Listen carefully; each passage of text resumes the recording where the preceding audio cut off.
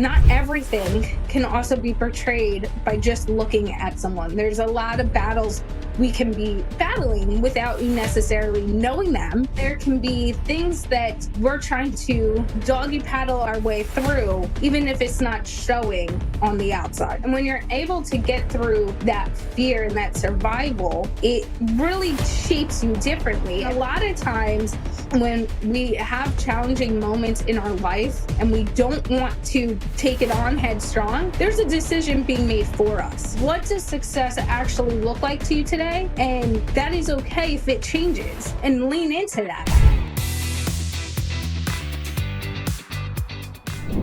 Hello, everyone, and welcome to Flow Over Fear. My guest today spent a lot of her young life in the pool, and today we're going to take a deep dive into her life and her work.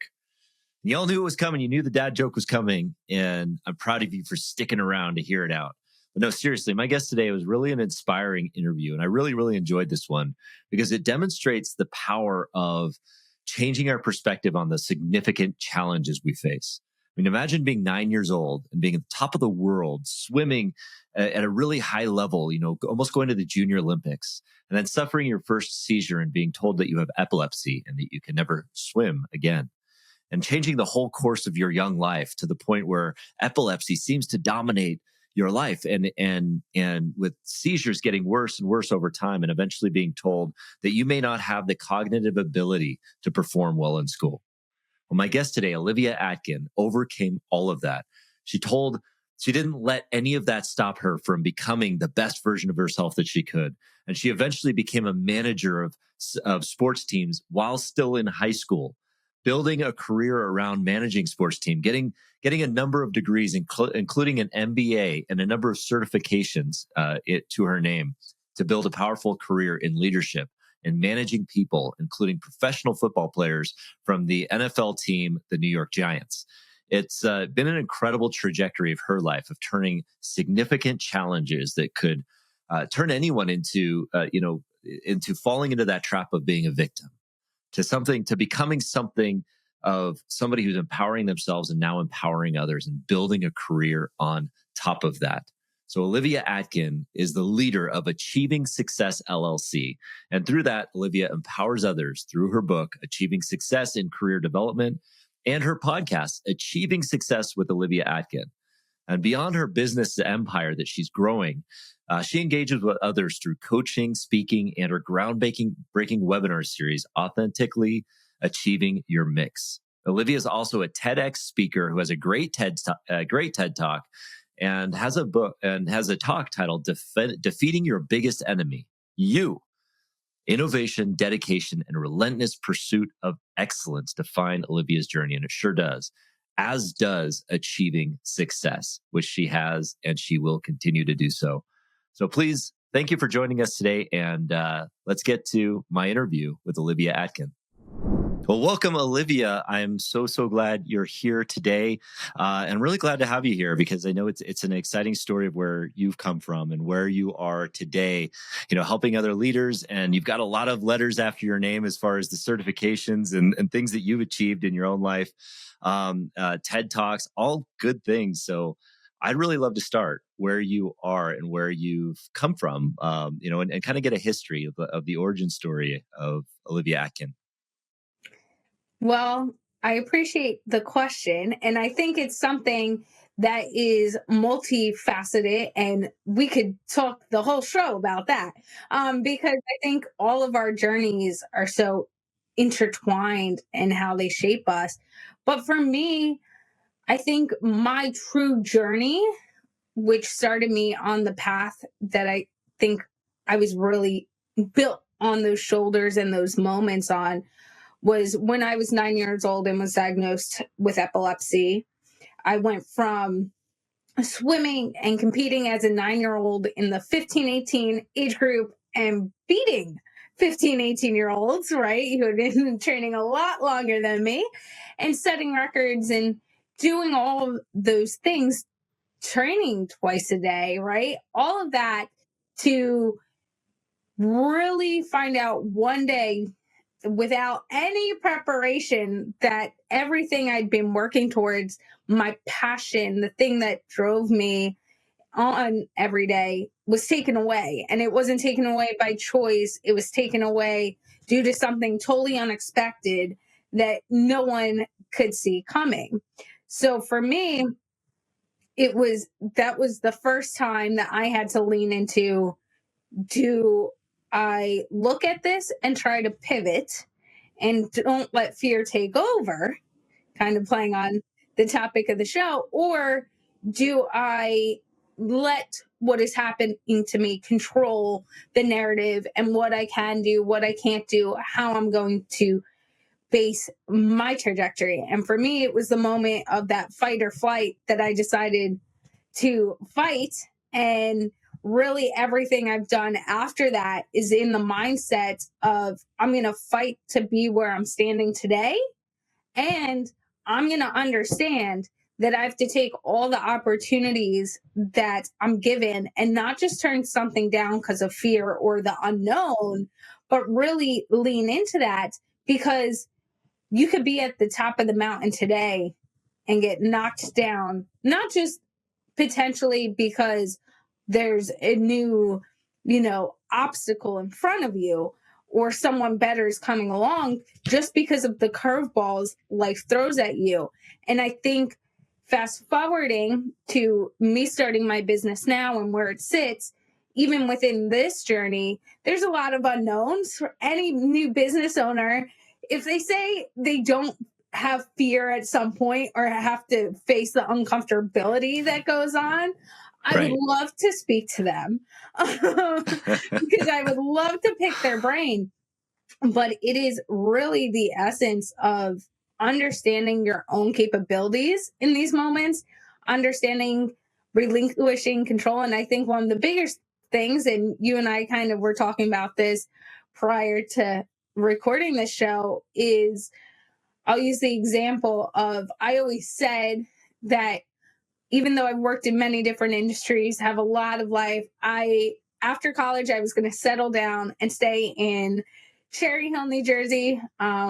I'm from the South. I travel a lot, but that was going to be my home base, maybe a town over, because the market changes and things are expensive, but Right. right there, right?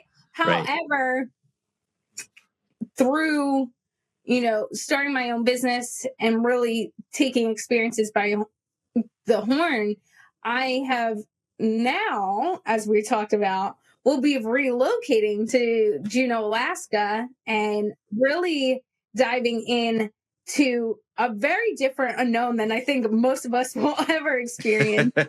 And so I think it's really, when you're a business owner, leaning into that fear, leaning into the uncomfortability and saying, okay, if I could do this, what does that open my eyes to for the future? Yeah.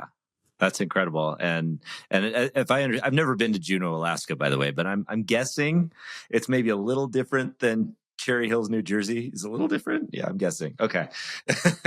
Just a little bit. Yeah, and I'm fascinated about, and so the so you got diagnosed with epilepsy at 9 years old, and that put, and for context, that was the thing you were competing in was swimming at the time, right? You were really, really strong at that. You were competing in the Junior Olympics, as I understand it, right? Or you were on the verge to going there. And was it an event that happened? Like, did you have an epileptic event that led to that? And how did that affect your mindset immediately? And what did you do to shift that at that point at 9 years old? So that's a great question, because I love touching upon this topic, because to this day, there's a lot of unknown around epilepsy. And so for me, I had a seizure due to an allergic reaction, which was caused by Parmesan cheese, which I love pasta. I could eat pasta probably every meal, even up to that point. So I'd had Parmesan cheese in my meals before, and there was no reaction. It just so happened that day I had a reaction to however they cooked it into the food, which triggered a seizure, which then triggered more seizures. And the other part that a lot of people don't understand about epilepsy that I just want to bring up now and then I'll go back is epilepsy is the most common neurological disease in the world. It is one of the most the diseases that has the least amount of information and is least talked about, though. So we're talking now. I'm 29, so I have lived with epilepsy. I no longer have seizures. I haven't had seizures in over 10 years, but you're talking data 20 years ago. What the world looked like. So my seizures went from, I had a rare form of epilepsy too, where they progress and then de-progressed, if you want to call it. And so the first was just a seizure, and they grew to grand mal, which is what the stereotypical seizure you see on television is. The shaking, all this. Well, again, we're going back to the notion that there's not as much information on epilepsy today. 20 years ago, the thought, and what still can happen to most people today, is if you have a grand mal seizure and you're swimming, anyone who goes underwater is going to drown. So the big part at that point, and really realizing what was happening, because I was a child too, I'd never seen any of this. Luckily, both my parents are doctors and in the medical field, so they knew kind of more what to expect than myself. But it was taking one day, and I remember this is probably one of the most memorable seizures I had. It was the first time I had a seizure in the water, right? The water up until that point was my safe space. It was the thing that I love doing, and you can throw me in 10 degrees of what, if the temperature in the pool was freezing, I'd be good.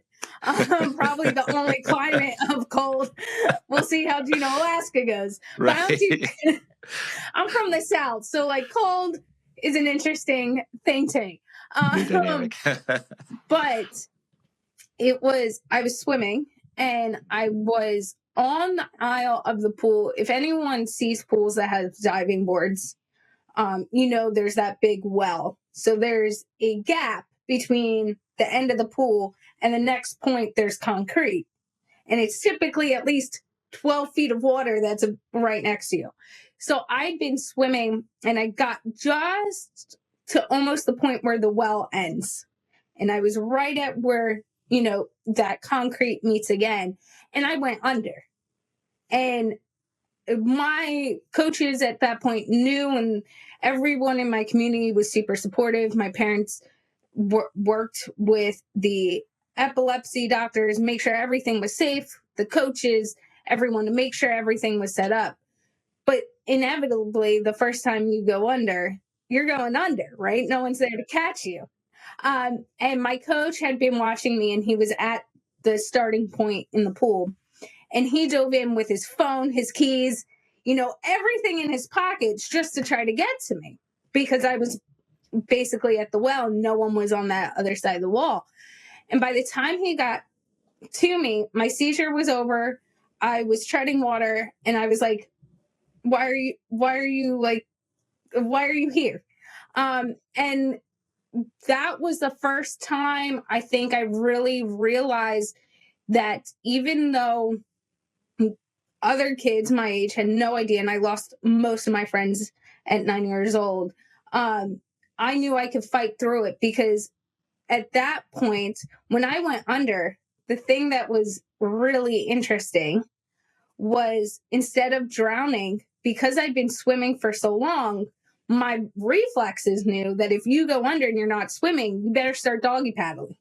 So I started treading water inadvertently. I went up and just started treading water throughout the whole seizure. And then once it was over, nothing happened. So I think for me, to that moment, I was like, okay, is this really what I want to experience? Because now people are going to be walking the pools, which they did. I stayed the rest of the season, but it got to a point where my passion was being dimmed, and that light was being dimmed, because everyone else wanted to make sure I was super safe. because we didn't know what was going to happen. And now, fast forward many years, I try to, whether it's through my consulting or giving back to the community, especially when it comes to highlighting epilepsy and bringing awareness to that, is how can I use my voice to shed some of those misconceptions, to shed some of those things people might not be thinking about. People joke with me, and they think it's funny. They're like, oh, well, can you go to a concert? I'm like, do you even know how they test you to have a seizure? They bring a light as close as they can to your eyes and they blink it faster and faster and see how long it takes you to trigger. So I'm like, realistically, those glowing, those lights at a concert are not going to bother me way longer than they're probably going to bother you for. Right. But it's those misconceptions, and it's just trying to educate the people. And I know we got a little off track there, so I don't know if I fully answered your question. No. That's good. I mean, that gave a lot of context to it, and that's helpful because what you presented there was this idea that like you had this resilience. It felt like in the state of that challenge of that epileptic seizure where you actually doggy paddled and like kept yourself afloat, and it felt like this thing that filled you up.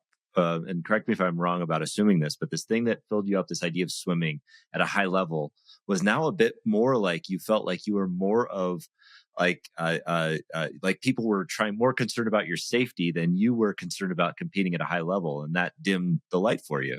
Is that accurate? Yeah, and I think you hit it, and I think it gets to a point where you, as well as looking at things as, am I more of the spectacle? Are people waiting for the spectacle to happen than me just being in my zone? And that was a really big moment as time passed. Even, when it comes up today, or, am I that at that time, right? Again, 9 years old, 10 years old, what am I being looked at for? And people's perceptions quickly changed.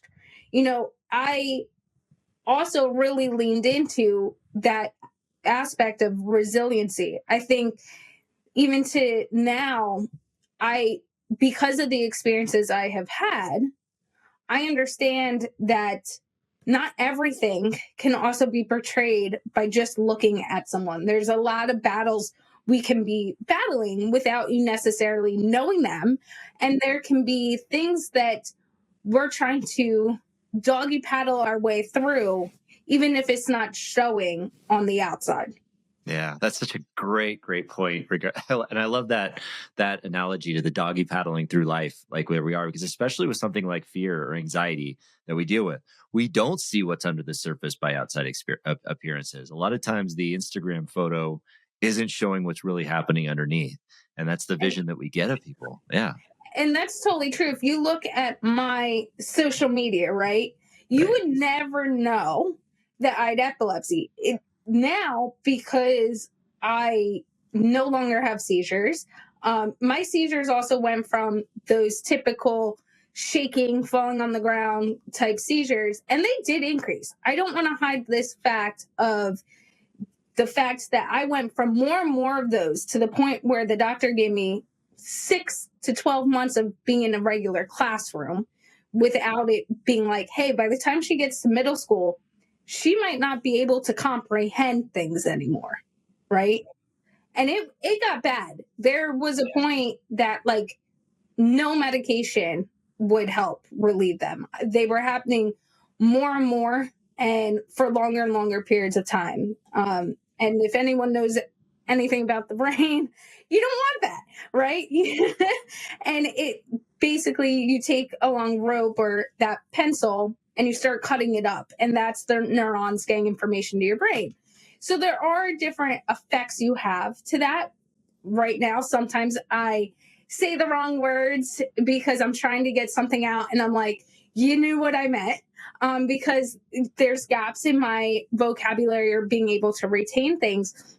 But it's also the longevity of just being able to survive and get through that survival mode.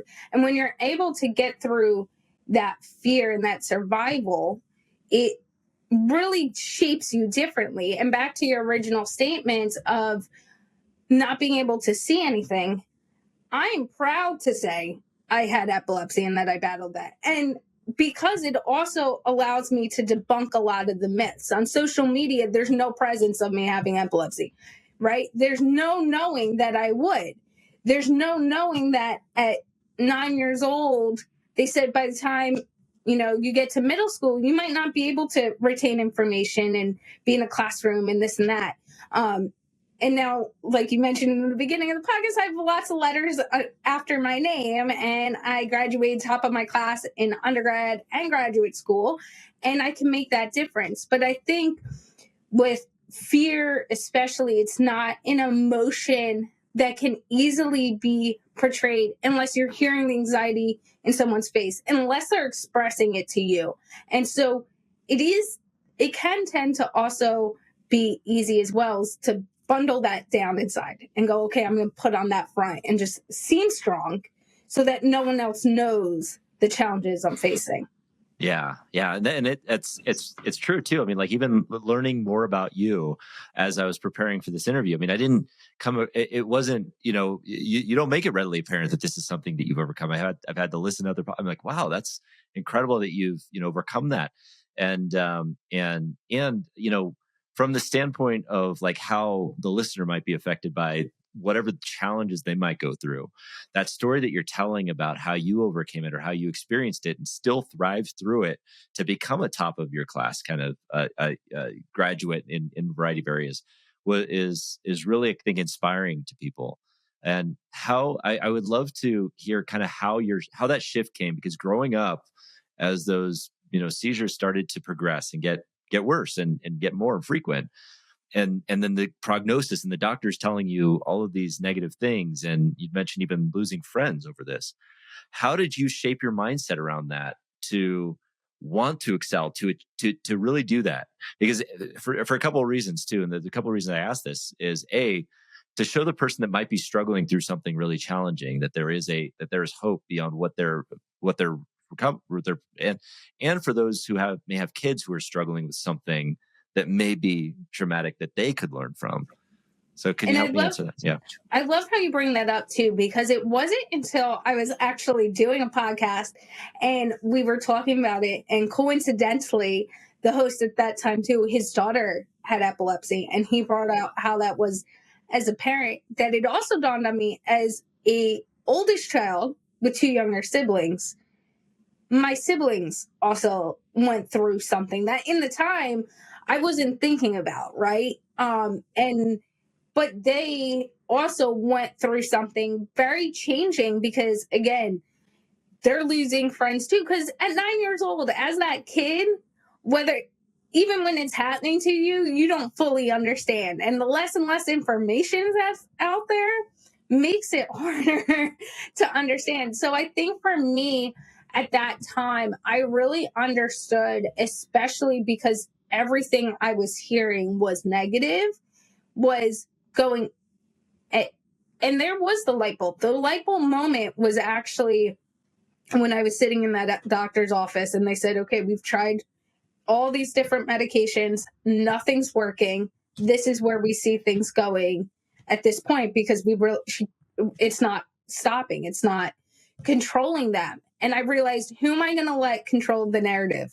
Right. And I say those in adult words now, but am I going to prove you right, or am I going to prove you wrong? And as a swimmer, always wanting to win the race, right? I was like, no, now watch how I'm going to outswim you, outbeat you, out share that information, and watch me thrive in doing it.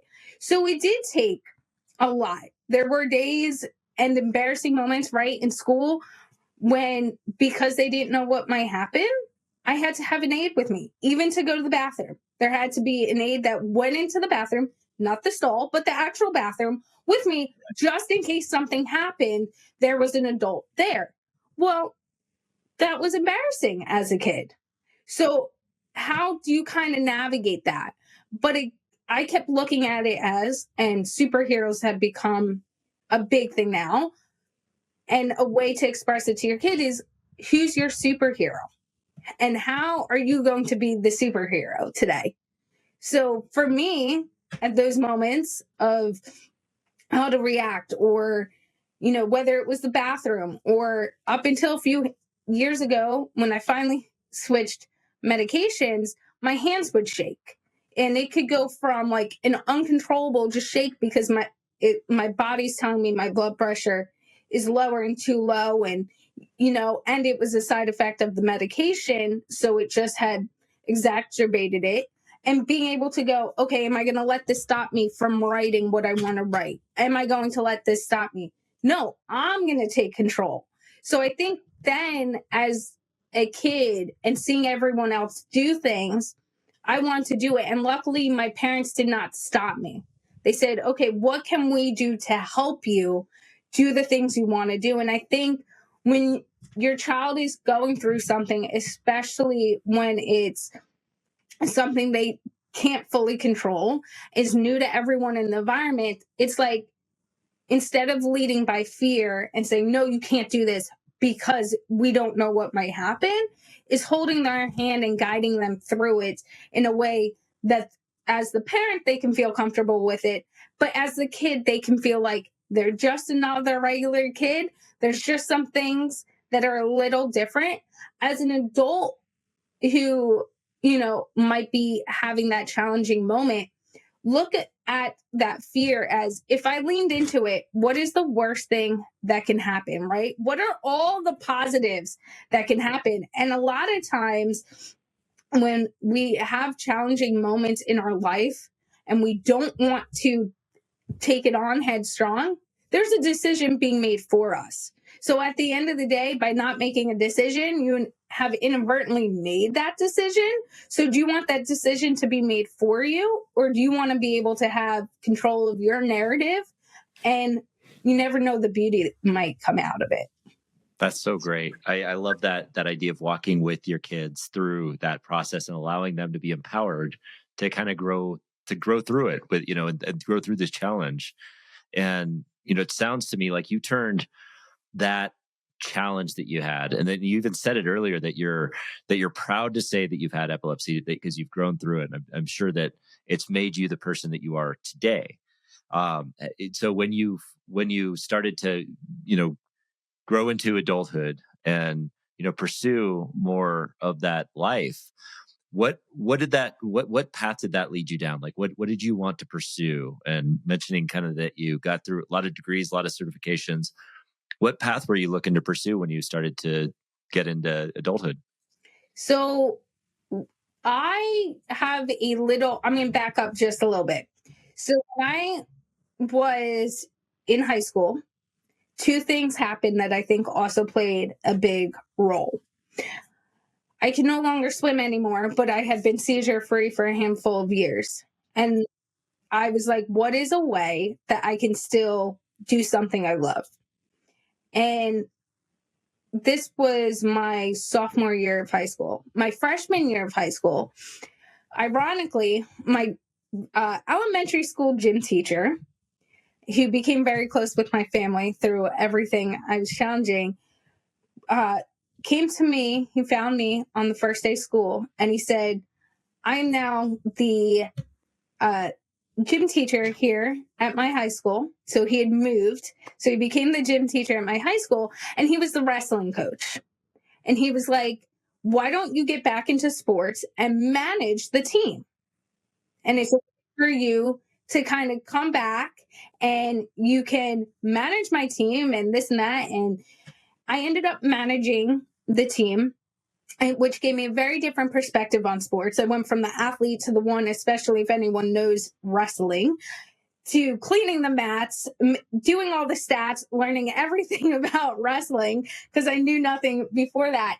And by the time I graduated, I managed wrestling, baseball, football, and men's lacrosse. I was managing all four sports every single year. And when I graduated as well, I left sports in two different ways. One was as a manager in high school, managing these different men's team and learning a lot about different sports. The other was an homage to some extent to my swimming days. Hey everyone, I interrupt this program to introduce you to a powerful tool that will help you gain clarity on your vision and accelerate your growth and achievement. If you're listening to this show, it is likely that you have an exciting vision for your life. But the problem is that we often get caught up in the day-to-day. We get distracted, we face uncertainty, overwhelm, and self-doubt. And as a result, the gap between where you are and where you want to be seems insurmountable. And that's why I created a framework for how you can turn your vision into strategic, disciplined action that will accelerate your results in the next 90 days. I call it the Vision Reflection Retreat. It is a 2-day solo excursion designed to reignite passion and adventure into your busy life and realign your focus toward your why. This is the very same framework that I use every 90 days to reflect on my own life and my vision and set my goals for the next quarter. And it has been a game changer. And the good news is that I'm giving away this Vision Reflection Retreat guidebook for free when you sign up for my newsletter. Simply go to flowoverfear.com/retreat and download your free guide and enjoy the journey. Because back to that sophomore year in high school, after not having seizures for really a decent amount of time, because I stopped having them when I was going into my 7th grade year in middle school, I decided, because there was a really good coach and she really put the capabilities, and my sisters were doing it, to go back, but to become a diver. So there's a lot less, if you train, there can be less risk if something were to happen in the water than if you're swimming across the whole pool, whether you dive in and touch for 10 seconds and and come back up and then swim to the side. So I ended up becoming a diver.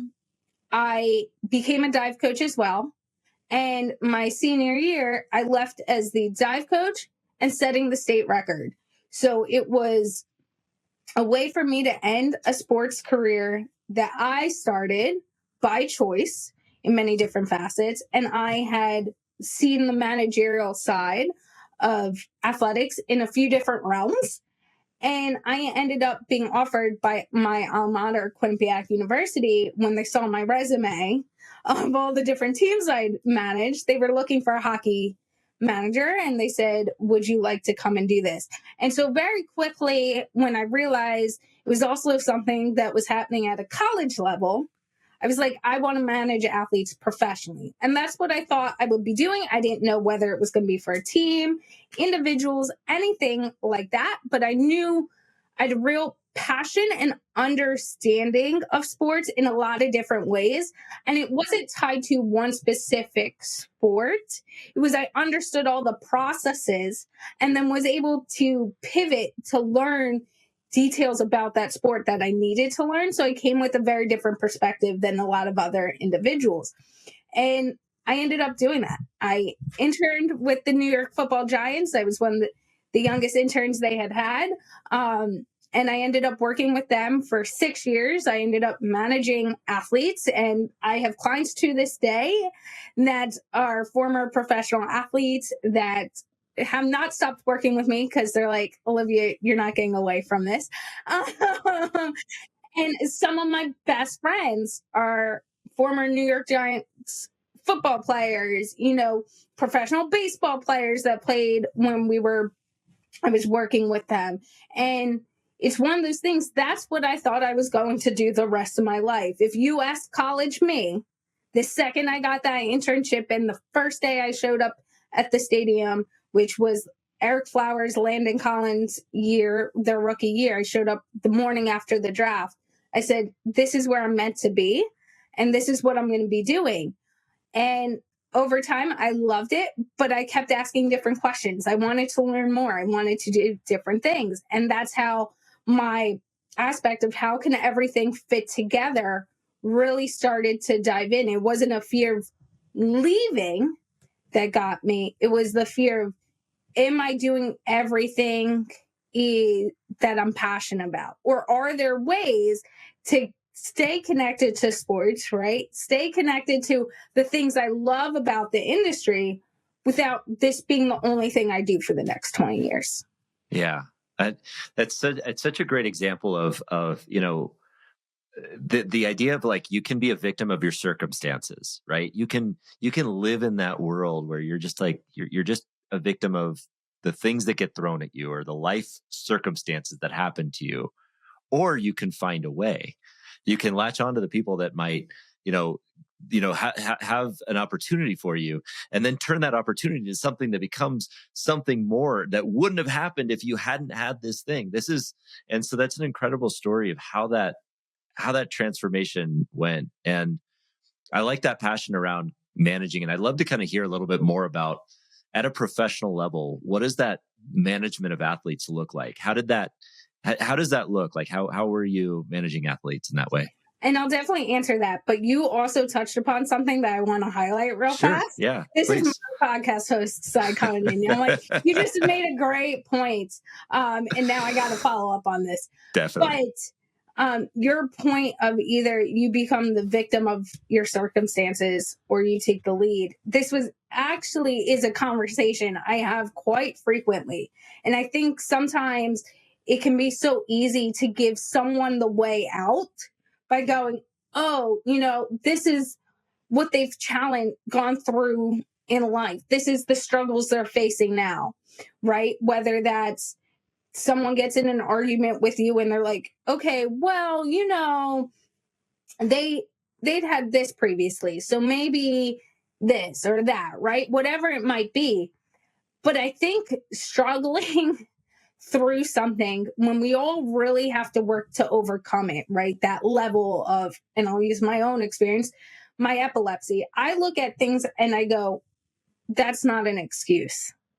A lot faster than someone who might be trying to emphasize, have empathy for someone. And I think there is a line. I have empathy for everyone and I try to be able to put myself in their shoes. And there's that difference right there. Putting yourself in someone else's shoes and making excuses for them to make it easier for their actions to continue.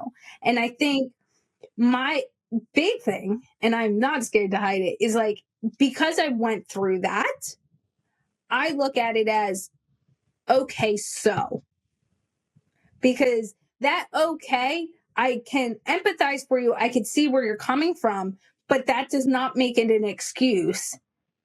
Is, I think, a very big differential that we all need to have sometimes is like, if I make the excuse for you, I've now given you the crutch to lean on and made all your actions acceptable and for you to go and do it again, to me or to someone else.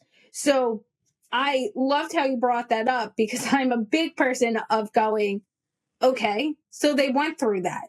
You have a chance at that point, and I recently said this analogy, is when life gets you down, do you rise up or do you let hell bring you down? Are you going to elevate yourself or are you going to climb into that puddle, into that, whatever you want to call it, and let it take you down and not build yourself up out of it? What do you really want? And I think when we're working with individuals or whatever it might be, by giving them that crutch, you're really allowing them to go down instead of elevate them up. So we need to also ask those questions of like, there's a line of empathy, but at the same note, that does not, excuse behavior. I could have leaned on that so many times, right? Oh, I didn't do well on my test in college. Well, it's because I had epilepsy and my, how fast I could comprehend knowledge is a lot slower than the person next to me. So you should make the exception for me. You shouldn't give me that grade. No, what would that have done for me? Right? That would have just allowed me to go by. And then going back, now I'll answer your question of working with pro athletes. I think part of it is just that of, I think my trajectory working with athletes and doing so well with them to where they keep is there's that line where I go, okay, so what? So what? You're that pro athlete. So what, you weren't in that game today? So what, you were late to okay, what are you going to do to make it up? What are you going to do to elevate yourself? So when I started working, I worked for the New York Giants. That was where I interned. I interned in player engagement. So that was the very first role I had. So I worked directly with Eli, with Landon Collins, with all of the guys. And it looked very different day to day, right? And so we were the managers for the overall team, if you want to look at it that way. We're helping the players, but we're kind of there. Instead of a personal athletic manager, you're that manager that's going between the team and the player. So it might look like, having classes during the day on different topics and they do this when after the draft happens, people go to classes every day in addition to training that they have to go through. So it was setting those up, planning those, helping with relocation, right? If a new guy came to the team, whether it was in the beginning of the season or in the middle, they needed a place to go. If they were transitioning out and got traded, okay, how can I help you do that? If an athlete wanted to go back to school, how can we help you go back to college, manage your classes, do all these things? How might it look different? And so every day I walked into the Giants with this overall expected role and theme, but also going in with a level of unknown. I didn't know what might happen that day, or if something crazy. And trust me, there were crazy moments. If anyone looks back, again, I worked with them for 6 years when JPP blew up his finger. I was the one who got that phone call. Oh, really? Wow. I got that phone call and had to tell Mr. Mara, this person who had less than a year working for the team, that this is now transpiring. Yeah. And I had to tell, what ended up happening is we did not find out from JPP. We found out through other means, and I had to go to legal and go, okay, what do I do? Who do I tell? Right? And now I'm about to tell, I got to be the bearer of bad news, right? And then go to Mr. Mara and have them take that over. But there were those moments of, okay, there's an unknown, and how am I about to handle it? And then during my time at the Giants, because I built up that trust and wasn't scared to say, okay, so what? So you're a pro athlete. Okay, well, you were late to practice. You didn't deliver this on time. I don't care that you're a pro athlete, right? Some of that banter that was like, okay, do you want to take yourself personally and professionally to the next level? Or do you want to ride on the title you currently have? And because of that, I started getting asked by some athletes, hey, I have this idea for a project. Will you help me? And at that time, too, I was getting these additional certifications. Now I have a business degree or certification in every business area. So I went with athletes from charity events and planning charity events, some very last minute, to New York Fashion Week, to starting their own clothing lines and being the person helping with designs, to getting factories and suppliers and everything, to now looking back at it too, it's helping them as they transitioned out of their sport go through that transition, whether it was by my first experience, not by choice, but due to an injury or a medical issue, whatever it might be, or by choice, like my diving, of now you're ending your career. How do you want to continue going? Yeah, I love I love all of that, because it almost starts with this idea that you're helping those professional athletes who can probably let the egos get the best of themselves, to avoid that diva syndrome of like getting into that diva by being the one that's telling them, yeah, so what? So what are you going to do about that? I love that, and so that of course got you into and you started asking the bigger questions at that point. From what I understand, you're thinking like, what's more? What more can I do? And that led you into this path of consulting and coaching and podcasting, and ultimately a TED Talk where you talk a lot about these very subjects. Can you talk about that transition and what you're starting to do now to help people? Yes, of course. So I went, and there was a little gap there, but I think it's so important, right? Sure. So I went from working in professional sports to in 2019, a July of 2019, a month before the semester started, deciding to go back and get my MBA. I decided, right, I'm going to do this. I'm going to put all the work in and do it as fast as possible so I could get back to sports. I did a 2-year MBA program in 2 semesters. Coincidentally, during my second semester, COVID hit. So it was a very good time to not be in sports and to paying the way for my education. Through that, I started a few student organizations. One of them was the student organization at my university for the Association of Supply Chain Management, where I went on to sit on the state board. That was what I was getting my concentration in within my MBA. Because again, I started to realize I want to know how all the things fit together. If I have a question about how things fit, supply chain really teaches you how to integrate all these different concepts to work together. So that's what I decided to get my concentration in, which opened the door to actually end up having a career in supply chain. So I pivoted. I ended up working for Lockheed Martin for 3 years. During that time, I was asked back to teach career development at my alma mater. And so I taught a career development class. And during that, I was approached by a publishing company who writes books for colleges and high schools, textbooks.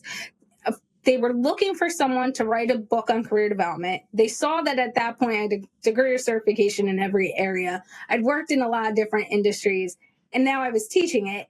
They were like, wait, would you be interested? And again, back to like my own past, right? Not being able to read at the same level, always trying to really have struggle learning sometimes. I was like, I'm not an author. Like, what? But I had a very good conversation with them, and it looked at something of, okay, can I do this the way I want to write it? Right?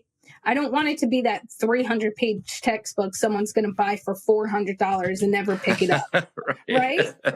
Right. Can it be affordable for that individual who isn't in college but wants these skill sets? So we ended up agreeing. I ended up writing the book in about 3 weeks. It was published July 1st, 2022, and it's called Achieving Success in Career Development. Well, after the book was published, we came together for a Zoom call with the publishing team and different people from editing and all this stuff. And they looked at me and on the Zoom call and they said, Olivia, have you ever thought about doing a podcast? Because your stories, the different experiences you have had, how you can connect with people, they're like, you draw us in every single time. And you give us information we've never even thought of. And you challenge our own level of like what we can achieve or like do better or this, that. And I was like, no, do you have a podcasting division? And they're like, no, we just think you should do it. So fast forward a few months to September, I decided not to go back and teach career development.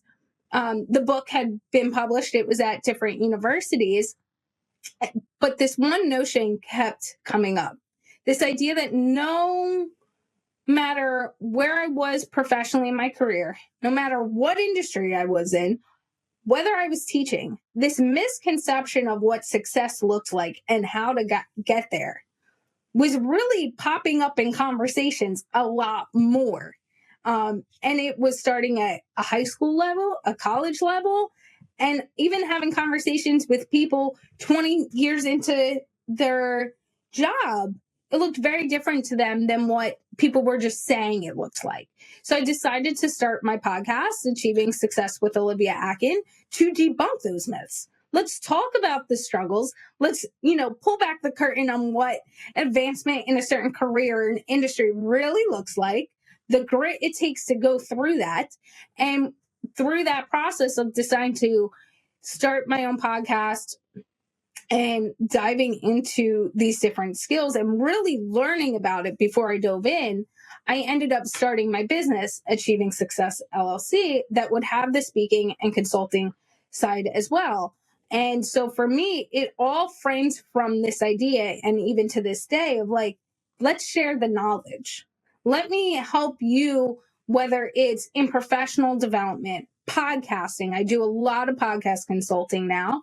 personal development. Let's get through it together and let me give you tangible things you can walk away with today that will challenge your thinking that you can implement in different aspects of your life. Yeah, I love that, and they're so aptly named too, achieving success, because that certainly defines what you've done with your life, and taken the challenges that you've seen and turn them into successes. I'd love to hear, because you talk about a little bit, and you definitely talk on your show, and in the book you wrote, and all of those resources, and I'm sure in the consulting business, about those misconceptions about achieving success. What are the first maybe one or two that pop in your mind that we may be thinking wrong about? So, the very first one I always like to go off of and have a conversation about with new clients, with individuals in general, is, and I very purposely did this, and you just brought it up, is my company name and my podcast and the book all says achieving success. It doesn't say you've gotten success. You're achieving success, because what you deem success today should change 2 years from now. And it is okay to change, but it should, because every day we're adapting, we're changing due to things we've experienced, lessons we've learned. If you asked the 20-year-old me what success looks like, it would have been getting that job at the Giants, kept being asked to stay on in different roles and getting to do different things. But I was in the front office at the Giants. I was with the team, and getting in with the team is a very big success within the sports world, that pro team. So to a lot of people, I've hit success, and already being there at 20 years old, I've achieved success. I was going to stay and I was going to be successful, right? I was working side by side with those pro athletes. That's success to a lot of people. Well, look at me 9 years later, and achieving success looks like being able to make that impact to someone in some way, whether it's through podcasts, being on your podcast, sharing knowledge with clients on podcasts, helping them be able to tell their stories and leverage their voice in some way, but also then being able to say, okay, this is what I have going on today. I have to also be able to lean into the unknown, because there are things that will pop up in your day, but also how can I be present in every moment and actually be there for people the way they need me to be there for them. And I think that's another big thing, is like, what does success actually look like to you today? And that is okay if it changes, and lean into that, because if it's stagnant, we have a different conversation to have, because then are you really growing? Are you really challenging yourself? The other thing I talk about with clients and people who we start having a conversation with is this: lean into the fact that just because there might be an outline of how people deem the roadmap to be set out, it is okay to pivot. It is okay to say, I have this vision and I'm going to lean into the vision I have. And if it doesn't work out, then at least I have no regrets. I remember vividly, I'll use my podcast as an example. I had a clear vision of what I wanted my podcast to be. I was not doing for it to get where it is today. I went into it just, hey, I want to help someone else. And it quickly grew. And I remember I was between week 18 and 19 of the podcast's, episodes being released, which was also week 18, between 18 and 19, the business had been alive. And I went on this call that was supposed to be a one-on-one networking call, and it ended up having 4 other business owners in it. And they've been in business for a while. And we quickly go around and say what we do. And I said, I have this podcast. It's about achieving success. And I kind of gave an off the cuff elevator pitch of my business. And they go, you're not niche enough. Your business has to be more niche. So narrow in on that, or you're not going to be successful, because you're not going to be able to grow and retain and this and that. That was on a Tuesday.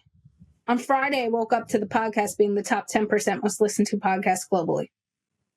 And I was like, oh, well, right? The box you had set up of you have to be more niche because this is what businesses tell you have to be. You have to really focus in. I had a vision. I poured into that vision. And if it failed, at least I knew I followed what I thought was best. The other element of that is I always tell people whether you make a bad decision, you make a good decision, whether it's personally or professionally. At the end of the day, can you lay your head down on that pillow and go, I'm okay with the decisions I've made. I'm okay with the things I said to people. I'm okay with how this might play out. And I will stand tall in the decisions I've made. If the answer is yes, then you're good. Whatever might come next, it will be okay because you can stand tall in what you did. The second you go, I'm going to off the cuff do this. And if it goes sideways, well, I'm going to try to blame everyone else. I'm not going to be okay with this and that. If you can't stand tall in those decisions, then don't make them. Yeah. That's such great advice. And I actually love, like, one thing that comes to mind as you were saying that is the more success you start to achieve, the more people are going to come up to you and tell you how you should do things differently. And so that may be an indication that you might be on the right track and to lean into your conviction. So I love that you did and stuck to it and stuck to that vision.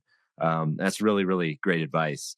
And so your podcast and your consulting, Achieving Success, they can find that, I'm guessing, on Apple, iTunes, all the good platforms. Yep. And all that good stuff. Yeah. So the podcast is on every single platform, including YouTube. You can find me personally on LinkedIn by searching Olivia Atkin or Achieving Success LLC. Same with Instagram and Facebook. There's business accounts on every platform. And you can also go to the website, achieving-success.com, or email me at olivia.atkin@achieving-success.com. I personally do answer all the emails, so I do try to warn people. It might be a few days delayed, depending on how the day's going, but I will actually answer you myself. That's great. No AI on this in here. That's awesome. No, that's fantastic. And thank you so much. And I really look forward to seeing the next evolution of your success and where it goes, seeing where you've come from, where you are now, and where you're going. And I know part of that is Juneau, Alaska, but I even hope beyond that, it's going to be something, very much more successful. So, Olivia, thank you so much for being here today.